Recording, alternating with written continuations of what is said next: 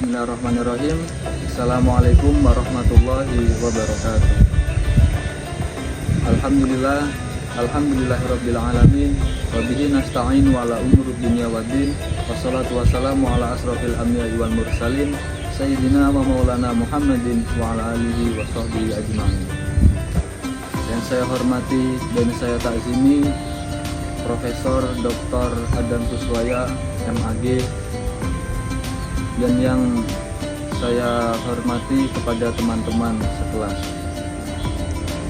Pertama-tama, marilah kita panjatkan rasa puja puji syukur kita atas kehadirat Allah Subhanahu wa taala, yang mana atas berkat rahmat karunia-Nya kita semua sampai saat ini diberikan kesehatan, sehat walafiat, sehingga kita semua dapat melaksanakan ibadah seperti biasa.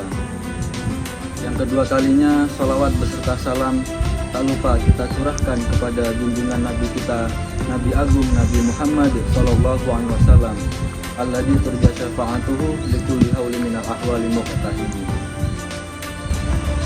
Teman-temanku generasi Z yang dirahmati oleh Allah Subhanahu Wa Taala, setiap tahun saat Idul Adha kita melihat antrian sapi dan kambing, pisau tajam, serta daging yang dibagikan. Namun, pernahkah kita berhenti sejenak untuk merenungkan apa sebenarnya simbol di balik ibadah kurban?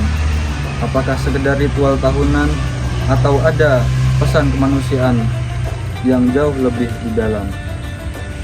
Hari ini, mari kita bedah bersama ibadah kurban sebagai simbol humanisme Islam, bahwa menyembelih hewan sejatinya adalah latihan untuk menyembelih sifat kebinatangan kita demi menumbuhkan kemanusiaan yang sejati.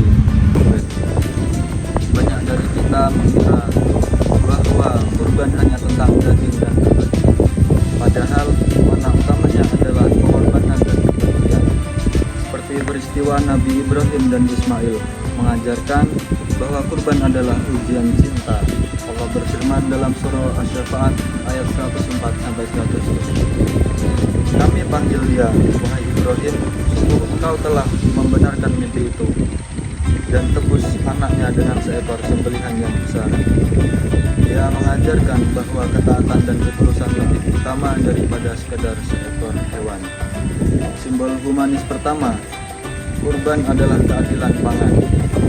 Di tengah masyarakat masih banyak teman sebaya yang jarang atau bahkan tidak pernah makan daging sepanjang tahun. Kurban hadir untuk meratakan nikmat. Rasulullah SAW bersabda, makanlah daging kurban, simpanlah dan sedekahlah. Hadis riwayat Imam Muslim. Dengan membagikan daging kepada fakir miskin, tetangga, dan siapapun yang membutuhkan, Islam mengajarkan bahwa kebahagiaan sebagai seorang muslim tidak sempurna tanpa membahagiakan orang lain. Poin yang kedua, kurban adalah simbol penghapus jarak sosial. Di hari raya, orang kaya dan orang miskin bisa bersama-sama di lapangan, menyembelih, menguliti, dan memotong daging. Tidak ada sekat jarak, jabatan, atau status media sosial.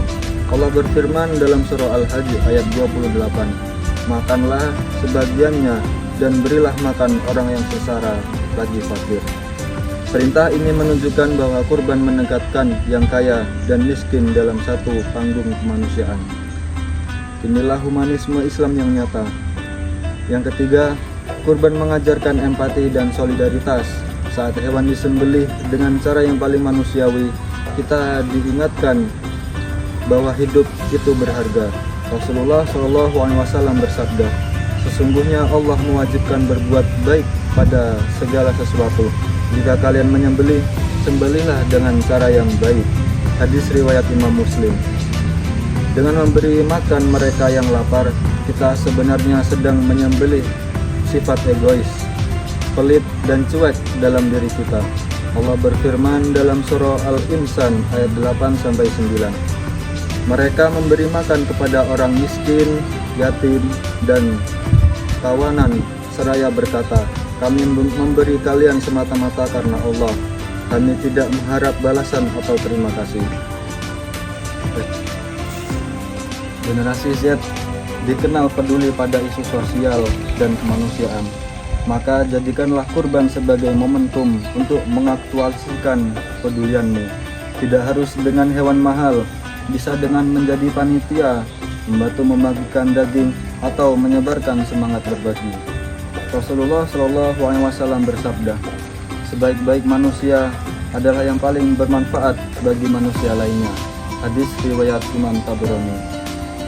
Sahabatku, kurban adalah simbol bahwa Islam itu humanis, bukan sekedar ritual tanpa makna, tetapi gerakan nyata untuk menghangatkan perut saudara yang lapar dan mendekatkan hati yang jauh. Mari rayakan Idul Adha bukan hanya dengan daging, tetapi dengan jiwa yang lebih peka terhadap penderitaan orang lain. Wallahu a'lam bishawab. Sekian dari saya, kurang lebihnya mohon maaf kepada Allah, saya mohon ampun. Billahi taufiq wal hidayah wa ridha wal inayah. Wassalamualaikum warahmatullahi wabarakatuh.